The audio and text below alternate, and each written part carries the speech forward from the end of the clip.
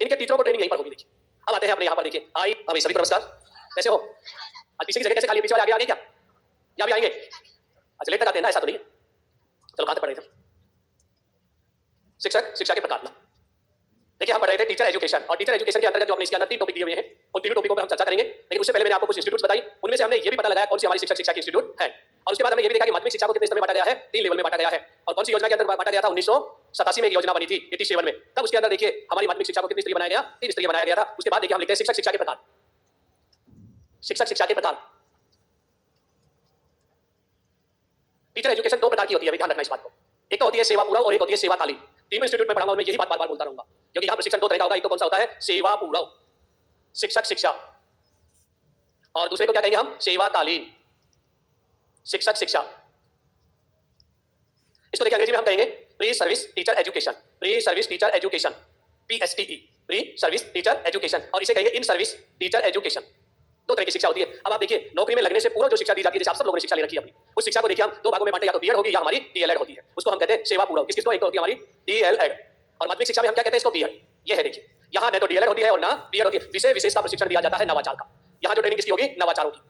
यहाँ देखिए जब नौकरी में लग जाओगे उसके बाद, इसलिए इसका नाम है सेवाकालीन शिक्षक शिक्षा। अब बात करते हैं ऐसी कौन कौन सी इंस्टीट्यूट्स हैं अपने यहाँ जो देखिए सेवा पूर्व ट्रेनिंग देती है और सेवाकालीन ट्रेनिंग देती है। सेवा पूर्व देखिए DLED कराने वाली इंस्टीट्यूट का नाम है डाइट। क्या नाम है? डाइट। और बीएड वाली देखिए नेशनल लेवल पर देखिए तो RIE, उसके बाद देखिए IASE, उसके बाद CTE, college of teacher education, और एक अपने घर की दुकान TTC, टीचर ट्रेनिंग कॉलेज। ये सारे के सारे बीएड कराते हैं। देखिए सेवा पूर्व डिग्री मिलती है, और यहाँ मिलती है कौन सी हमें? सेवा पूर्व किसकी? DLED की। अब देखिए इसके बाद आता है कि यहाँ से डिग्री लेने के बाद सर्विस में आ जाता है, और जैसे ही वो सर्विस में आता है तो वो शिक्षक बन जाता है कोई सी न कोई ग्रेड का। जैसे अपने यहाँ 3 ग्रेड होती है, 3rd ग्रेड, 2nd ग्रेड और 1st ग्रेड। किसी भी ग्रेड में उसकी नियुक्ति हो जाती है। अब नौकरी में लगने के बाद देखिए उसे किसका दिया जाएगा? नवाचार और विषय विशेष का, कि जिस विषय में उसका चयन हुआ है उस विषय को कैसे पढ़ाए। तो देखिए यहाँ पर एक तो नवाचार और एक विषय विशेष का, अर्थात उस विशेष में हम ये कह सकते हैं उस विषय में कोई भी नवाचार आते हैं उनके बारे में जानकारी देना। 10 दिवसीय ट्रेनिंग, 5 दिवसीय ट्रेनिंग, 2 दिवसीय ट्रेनिंग, कितने भी गर्मियों में जैसे छुट्टियों में चलती रहती है अक्सर ट्रेनिंग। लोगों से आपने सुना भी होगा कि गर्मियों में टीचर्स की क्या होती है? ट्रेनिंग। बड़े दिनों की छुट्टियां आती है, विंटर वेकेशन, उनमें भी ट्रेनिंग होती है। अब यहाँ देखिए अगर कोई केंद्रीय विद्यालय में टीचर लग गया या नवोदय में लग गया, उसकी ट्रेनिंग कहाँ होगी? उसकी ट्रेनिंग के लिए RIE। यहाँ हम लिखते हैं एक तो कौन सा है? RIE। किसको ट्रेनिंग देगा? नवोदय स्कूलों के अंदर देखिए, या केंद्रीय स्कूल, केंद्रीय स्कूल, इनके टीचरों को ट्रेनिंग यहीं पर होगी। देखिए अब आते हैं अपने यहाँ पर, देखिए IASE। आप लेक्चरर बनेंगे जब आपको ट्रेनिंग कराएगा ये IAS। स्कूल व्याख्याताओं की जो ट्रेनिंग होती है कहाँ पर होती है? ISE, यानी 1st ग्रेड की व्याख्याता। 2nd ग्रेड का जो टीचर होता है उसकी ट्रेनिंग होती है देखिए यहाँ द्वितीय श्रेणी के, देखिए यहाँ पर, जिसे हम कहते हैं वरिष्ठ अध्यापक। 3rd ग्रेड का टीचर होता है उसकी ट्रेनिंग होती है देखिए डाइट्स में, और इसे हम केवल क्या कहते हैं? अध्यापक। आजकल एक नए नाम आ गए RT एक्ट के कारण L1 और L2। ये 3 टीचर होते हैं अपने, तीनों को सेवाकालीन training, 3rd grade, 2nd grade, 1st grade और केंद्रीय विद्यालयों के देखिए यहाँ टीचर। उसके बाद देखिए हमारे यहाँ एक्सपर्ट तैयार कहाँ होते हैं? जो इन टीचर्स को ट्रेनिंग देंगे वो एक्सपर्ट तैयार होते हैं उदयपुर में, उसका नाम है RSCERT। यहाँ विषय विशेषज्ञ तैयार होते हैं, कोई ग्रेड की ट्रेनिंग नहीं होती है। जिसको विषय का ज्ञान है उसको बुलाया जाएगा और उसको यहाँ पर क्या बनाया जाएगा? मास्टर ट्रेनर बनाया जाएगा। तो यहाँ क्या बनाए जाते हैं? मास्टर ट्रेनर, जो ट्रेनिंग देंगे आगे। देखिए शॉर्ट में क्या कहेंगे? MT, M का मतलब मास्टर और T का मतलब ट्रेनिंग। आजकल एक नया नाम आ गया SRG। आजकल क्या कहते हैं हम? SRG कहते हैं। देखिए और SRG क्या होता है? SRG होता है सीनियर रिसोर्स ग्रुप, यानी जो ट्रेनिंग देने वाले लोगों का एक सीनियर ग्रुप बनाया जाता है। होता है जूनियर, वो जिला लेवल पे होता है, सीनियर कहाँ होंगे? राज्य लेवल पे होंगे सीधा सा, इसलिए उनका नाम हो गया SRG। तो ये कोई सी ग्रेड को ट्रेनिंग नहीं देता, ये क्या करता है? विषय विशेषज्ञ तैयार करता है। शायद आप समझ में आया होगा। शिक्षक शिक्षा कितने प्रकार की? 2, एक सेवा पूर्व और एक सेवाकालीन। अब इनमें से एक इंस्टीट्यूट आपको दिख रही होगी, ये वाली यहाँ नहीं थी, और ये वाली यहाँ नहीं है, क्योंकि निम्न स्तर की है, इसलिए यहाँ पर प्रशिक्षण नहीं दिया जाता नौकरी में लगने के बाद। ये तो जब देखिए हम नौकरी से पहले होते तभी नहीं देते सेकंड से प्रशिक्षण, बाद में तो कहाँ से देंगे? जब शुरुआत में नहीं देते, इसलिए ये एक अलग है अपने यहाँ, और यहाँ एक अलग है। पिछली बार यही सवाल पूछा गया था। RSCRT का कार्य नहीं है, उसमें एक ऑप्शन में दे रखा था यह सेवा पूर्व प्रशिक्षण देता है, ये गलत लाइन थी। यह केवल सेवाकालीन प्रशिक्षण देता है, सेवा पूर्व नहीं देता। और अपने कोर्स में ये वाली है, देखिए पहले ये भी था, ये भी था। देखिए अब केवल कौन सा बचा है? ये है हमारे पास, ये है। और अब सवाल इन्हीं में से पूछेगा, सारी उतार लो तो कितने हो, ये कहाँ कहाँ और किसको ट्रेनिंग दी जाती है, वो सारी चीजें लिखी हुई है इसमें। कहाँ जाना पड़ेगा आप सबको? IASE में जाना पड़ेगा। और IASE 2 है अपने, एक अजमेर और बीकानेर।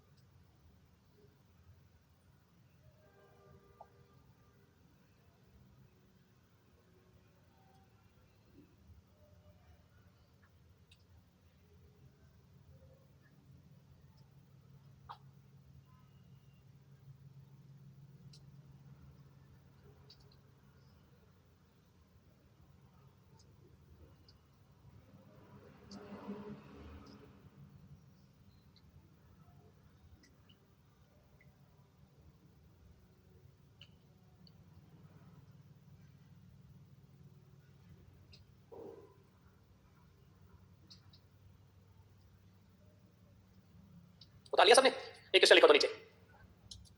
मैंने पहले कहा था एक एक शब्द देख के उतारोगे तो आप छूट जाएंगे पीछे। पूरी लाइन पढ़ा करो, स्पीड बढ़ जाएगी अपने आप ही।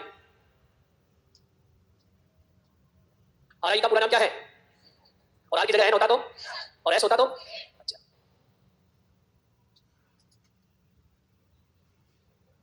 लिखो एक क्वेश्चन लिखे। निम्नलिखित में से कौन सी संस्था सेवाकालीन प्रशिक्षण देता है? सेवाकालीन प्रशिक्षण देता है।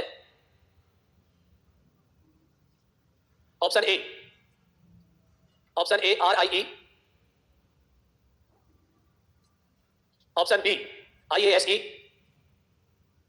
Option C DIET, option D SCERT। Answer क्या होगा? आज तो इसलिए नहीं लगाया क्योंकि हमने पूरे प्रदेश की नहीं ली, अपने यहाँ की पूरे भारत देश के आधार पर क्वेश्चन बनाया। आज तो लगाएंगे नहीं, वहां पर SCERT होगा। आंसर नहीं लगाना है, लेकिन होगा कौन सा? SCERT कभी यहाँ कहीं भी नहीं लिखा मैंने SCERT। इससे ये सिद्ध होता है कि ये जो है न तो ये बीएड करवाती है और न ये एमएड करवाती है, न PhD कराती और न DLED करवाती है, कोई सा भी डिग्री और डिप्लोमा नहीं करवाती। बस केवल क्या करती है?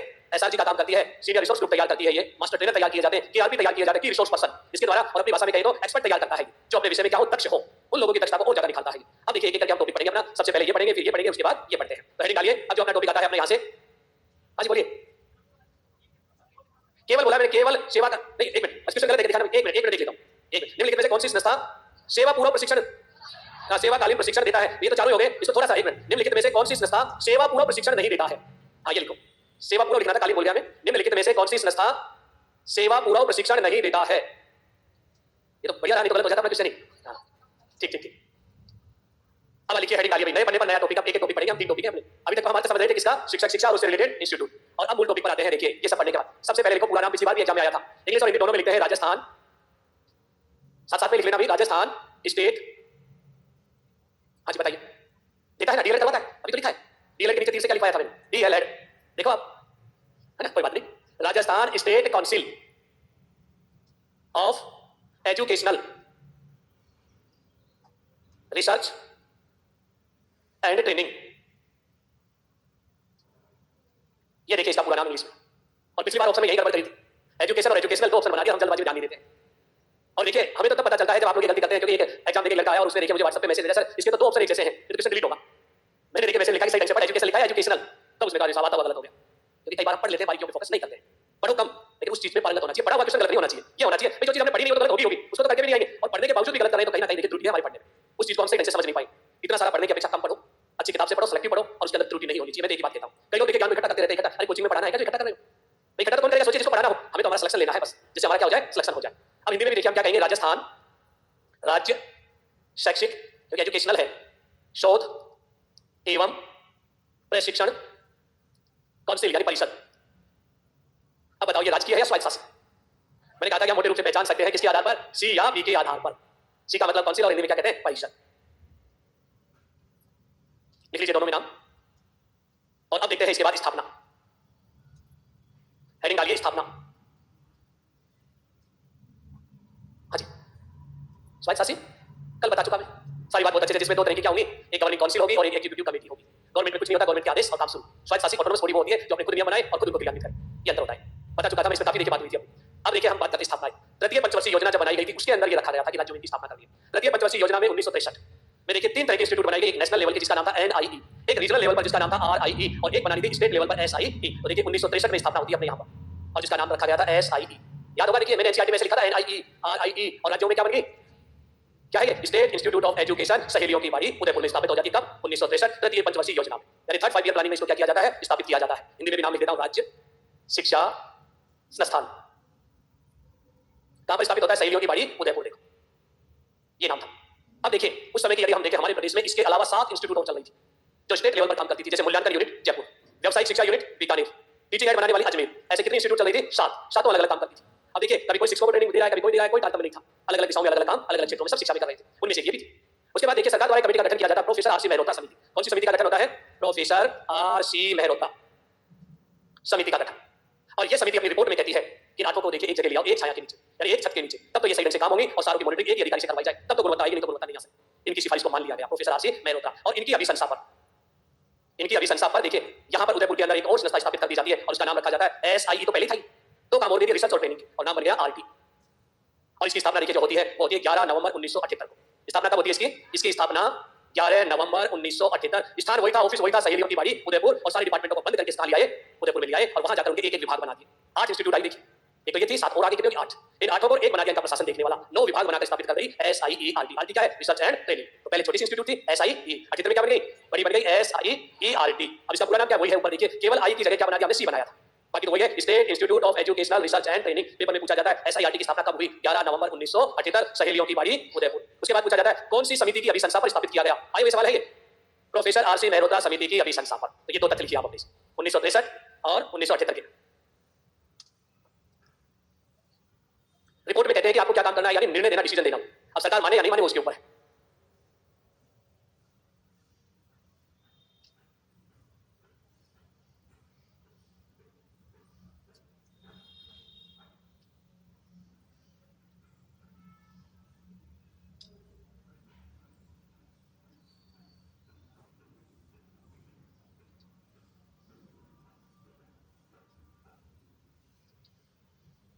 ग्यारह नवंबर 1978।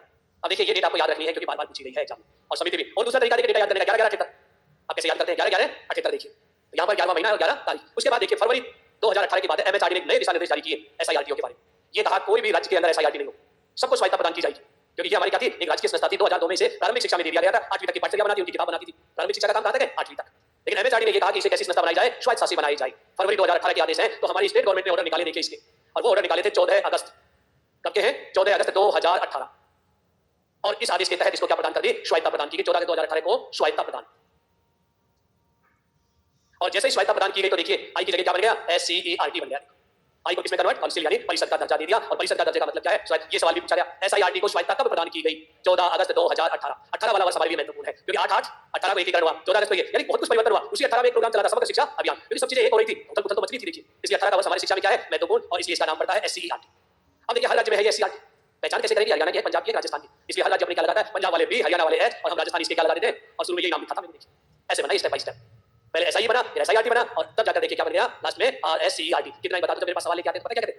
RSCERT, क्योंकि ये नाम पहले से सुना हुआ है, उसमें कंफ्यूज हो जाते हैं। आप बोल के देख लेना, 2 दिन बाद अगर याद करोगे RSCERT निकलेगा आपसे, लेकिन धीरे धीरे जब आदत हो जाती है तो वो भी कन्वर्ट हो जाएगा। ये हो गई स्थापना। अब आगे चलते हैं स्थापना के बाद। लिखिए उद्देश्य, स्थापना के बाद लिखो उद्देश्य। देखिए ये जो इंस्टीट्यूट है 2 क्षेत्रों में काम करती है। एक का तो हमें पता था, टीचर एजुकेशन के क्षेत्र में काम करती है। दूसरा ये काम करती है देखिए SCE क्षेत्र में। ये क्या है? School education. कहां से कहां तक? प्री प्राइमरी से लेकर 12वीं, 2 क्षेत्रों में काम करती है। और दोनों क्षेत्रों में क्या लाना चाहती है? क्वालिटी, गुणवत्ता। और यही इसका उद्देश्य है। तो लिखो आप उद्देश्य में, लिखो शिक्षक शिक्षा, ब्रैकेट में लिखना टीचर एजुकेशन, शॉर्ट में क्या लिखते हैं? TE। शिक्षक शिक्षा, ब्रैकेट में लिखो TE, तथा स्कूल शिक्षा, तथा स्कूल शिक्षा। स्कूल शिक्षा के आगे ब्रैकेट में लिखो SCE। शिक्षक शिक्षा तथा स्कूल शिक्षा में गुणवत्ता लाना, गुणवत्ता लाना। देखिए मेरे पास आगे बैठ के ऐसे लिख रहे हैं इसको, और पता है मेरे से देखिए फिर रुका नहीं जाता। पहले देखिए ये जितने भी कंपटीशन एग्जाम होते हैं इनके अंदर देखिए मैं जाया करता था फ्लाइंग के रूप में, और जब मैं जाता था कोई बच्चा गलत कर रहा होता है, रुका नहीं जाता, मैं सही तो कर ले। तो देखिए ये तो क्या है? गलत है। उसके बाद मैंने फ्लाइंग स्क्वाड में रहना ही छोड़ दिया, क्योंकि रुका जाता नहीं, गलती को देखते ही बिना टोके रहता नहीं, मेरी आदत है, चाहे कोई भी हो सामने। क्योंकि आंखों के सामने गलती हुई तो टोकना तो लाजमी होता है, आप भी देखिए, लेकिन नहीं रोका जाता है तो देखिए उसका गलत प्रभाव पड़ता है, इसलिए वो काम ही छोड़ दो ना फिर। इसलिए मैं कह रहा हूं यहाँ जो देखिए कहीं में देखता है कॉपी में लिखते भी सही है, गलत। अब तो इसका कुछ और ही बन गया। सी कैसा है? स्मॉल। ऐसे मैंने मिस्त्री लिखी, कहीं देखा सर ने गलत लिख दिया, ऐसे लिखो MOE, भाई ये तो ऐसे था। धीरे धीरे सीख जाते हैं, लिखना शुरू में गलती हो सकती है जल्दबाजी। उद्देश्य के बाद लिखो इसकी भूमिका। यहाँ से भी सवाल अच्छे आए हैं एग्जाम।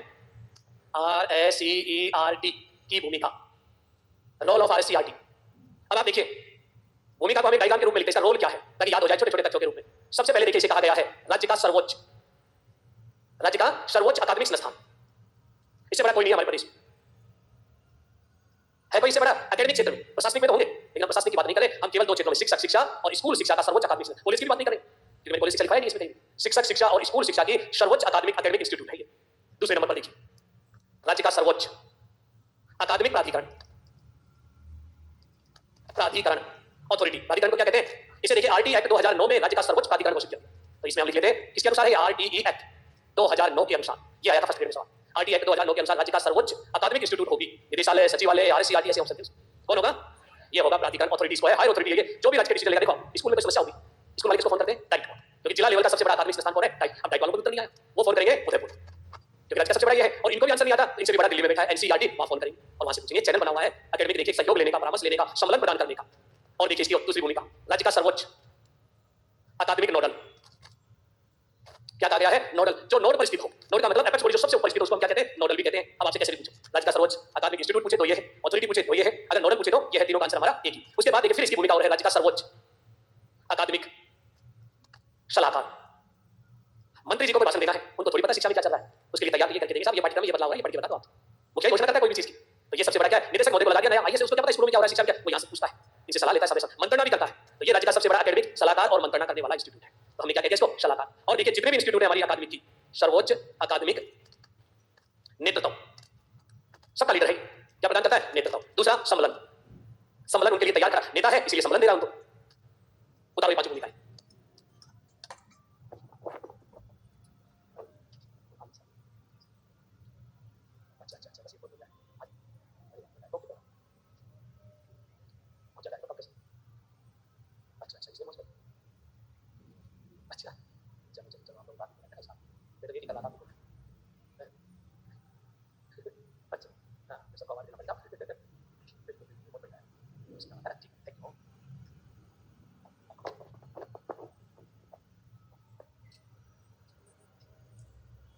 हाँ जी, सम्मेलन में सपोर्ट करना एक तरह से। किसको सम्मेलन और सपोर्ट करता है? इसके नीचे देखो अपने यहाँ क्या है? डाइट, और कौन है? आईएएसी और एक एससीटी। टीटीसी को कोई सहायता नहीं करता है, इन तीनों को सम्मेलन और सपोर्ट करता है। ये देखिए निदेशालय और सचिवालय को क्या करता है? सलाह देता है जब भी जरूरत पड़ती है। तो बाकी तो है तीन अलग चीजें। इस तरह से मैंने शॉर्ट में लिखी, इसकी कितनी भूमिकाएं बना ली हमने? 5, और यहीं से क्लियर हो गया कितनी बड़ी इंस्टीट्यूट है और कितनी भूमिकाएं अदा करती है ये समय समय के अनुसार। करेंगे अभी रुक आगे आएगा, अभी टॉपिक शुरू हुआ है, खत्म नहीं हुआ है, बनाएंगे वो भी। लेकिन हमारे अंदर जिज्ञासा बहुत ज्यादा बड़ी रहती है, एक ही सेकंड में सब कुछ बता दो। उतालिया पीछे जा, पीछे मेरे पास एक बात आई आप लोगों की, बोले एक ऐसा व्यक्ति भी है जो पढ़ने ही नहीं देता, वो बात ही करता रहता, पड़ोसी परेशान हो जाते हैं। है कोई? तो फिर बदनाम क्यों करते हैं आप लोगों को? है कोई ना कोई। तो देखो एक कहावत होती है दर्शन शास्त्र में, जहां जहां धुआं वहां वहां आग की संभावना होती है, बिना धुआं के तो आग की हम संभावना भी नहीं व्यक्त कर सकते। तो धुआं तो टूटी है तो कहीं ना कहीं आग तो है। लेकिन कोई बात नहीं, देखिए फर्स्ट ग्रेड के होते हैं ना, बहुत ही समझदार और देखिए सभ्य होते हैं। पहली कंडीशन यही, अगर रीड वाले होते हैं ना, वो जयकार लगा रहे होते, भरपूर वाले तो बहुत ज्यादा जयकार लगाते हैं। एक दिन तो वो जयकार लगा टूटा फूटा महाराज की जय, मैंने कहा ये कौन सा महाराज आ गया। लेकिन भरपूर के ज्यादा रीड में आपकी बार यहाँ फर्स्ट सिलेक्शन में खूब हुआ है, जबरदस्त सिलेक्शन हुआ है, L1 का जो रिजल्ट आया उससे। अब देखिए उसके अंदर जो इधर वाले थे ना अपने पश्चिमी राजस्थान के, उन्होंने देखा ये तो रोज ही महाराज की, कभी गिरिराज जी की, कभी कोई से हम किसी से बोले, उन्होंने भी एक नया ढूंढ लिया तेजा जी महाराज की। तो जैसे वो बोलते उससे पहले वो तैयार हो जाते, ग्रुप बन गए थे। तो पूरी राजस्थान और यानी दो तरह की कल्चर, और उन बच्चों का देखिए आनंद कुछ होता। मैं ये सोचता था कि पता नहीं पढ़ते या नहीं पढ़ते हैं या कहीं ऐसे रहते हैं, वास्तव में बच्चों ने सिलेक्शन देके दिखाया। क्योंकि एग्जाम से पहले हमने तैयार किया था जीस्ट, हाँ, जिसके अंदर देखिए 95 के लगभग सवाल आए हैं L1 में, जो मैंने अपने हाथों से देखिए तैयार किया, एक तो मेरे साथ और थे टीम में, ताकि आप लोग जो लोग 5-7 दिन में पढ़ लेना उनका भी कल्याण हो जाएगा। और उनके वीडियो में भी पढ़ाए थे सारी चीज। आप लोगों का एग्जाम होता है फर्स्ट ग्रेड, आप सब लोग अपने घर चले जाते हैं, फिर मैं YouTube चैनल पे आता हूं, जितने भी अपडेट हुए हैं ताकि आपको दे दिए जाए, ताकि आपको समस्या नहीं हो। पिछली बार भी जो सवाल किताबों तक नहीं थे जो मैंने पढ़ाए थे YouTube चैनल पे फ्री में, और उनमें से बहुत सारे क्वेश्चन आए थे जो ऑप्शन तक भी नहीं बदले थे।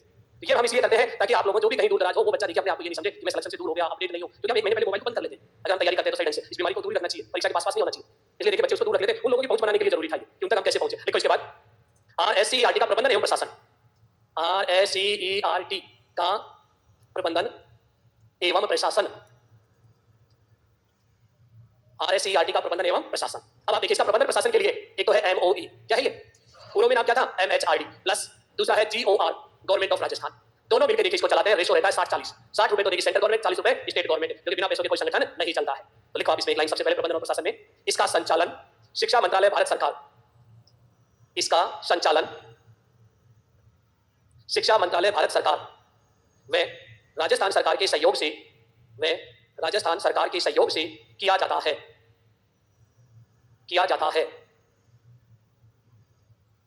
रेशो क्या रहता है? ब्रैकेट में कहीं भी लिख लो, 60-40 लाइन का क्या रहेगा? वित्तीय देखिए फंडिंग जो रेशो है ये है। उसके बाद लिखो जिस तरह से राष्ट्रीय स्तर पर NCERT कार्य करता है, उसी प्रकार राज्य स्तर पर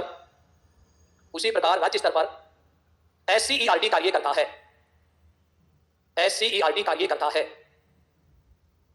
अच्छा अब एक सवाल, ये प्रारंभिक शिक्षा की है या माध्यमिक शिक्षा की? ना तो ये प्रारंभिक ना ये माध्यमिक, ये तो स्कूल शिक्षा के इंस्टीट्यूट है। पहले किस पे आते थे? प्रारंभिक। तो लिख लो एक लाइन और लिख लीजिए, वर्तमान में स्कूल शिक्षा के अधीन एक स्वायत्त शासी संस्था के रूप में कार्य करती है। अब देखो स्वायत्त शासी है तो दो प्रकार की इसके अंदर क्या होनी चाहिए? समितियां होनी चाहिए। एक का नाम मैंने बताया था गवर्निंग काउंसिल, और एक का नाम एग्जीक्यूटिव कमेटी। गवर्निंग काउंसिल को हम हिंदी में कहते हैं नियामक परिषद। काउंसिल को क्या कहते हैं? परिषद। देखिए नाम से ही पता लगा, नियामक जो नियम बनाती है। और इसी का दूसरा नाम है शासी परिषद भी कहते हैं हम इसको। क्या कहते हैं? शासी परिषद, गवर्निंग काउंसिल। देखो दूसरी देखिए, यहां होती है एग्जीक्यूटिव कार्यकारी समिति, और कार्यकारी को हम निष्पादन भी कहते हैं, निष्पादन समिति। ये कमेटी है देखिए, और ये काउंसिल है परिषद। परिषद में ज्यादातर मेंबर पद नहीं आते हैं जो किसी पद पर लग रहे हो, आईएएस वगैरह, उनको लिया जाता है, और यहां काम करने वाले लोग होते हैं जो यहीं पर रहते हैं, उनकी कमेटी बनाई जाती है। अब आप देखिए, ये जो यहां पर बनी हुई है परिषद, इस परिषद का एक होता है अध्यक्ष।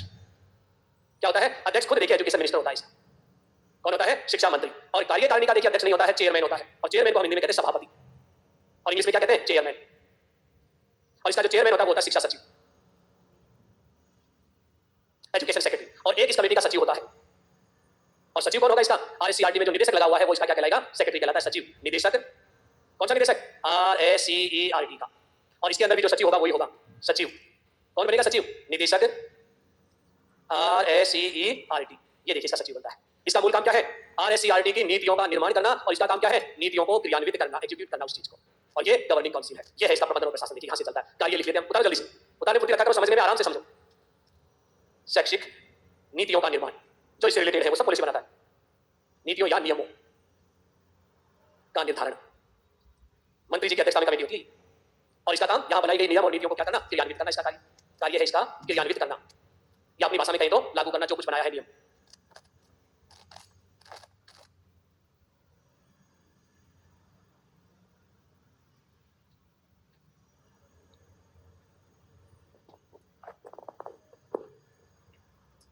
हिंदी में दो नाम है, एक ही है ये, इंग्लिश में गवर्निंग काउंसिल। हिंदी में क्या कहते हैं हम? और हिंदी में हमारे तो पता नहीं कितने पर्यायवाची बनते चले जाते हैं, और इंग्लिश में एक ही नाम है इसका, गवर्निंग काउंसिल। और हिंदी में नियामक या शासी, एक ही बात है। ऑब्लिक कर देता हूं मैं, कंफ्यूज ना होना। ये इसको भी हम क्या कर देते हैं? ऑब्लिक कर देते हैं, क्योंकि कई बार पेपर में क्या आएगी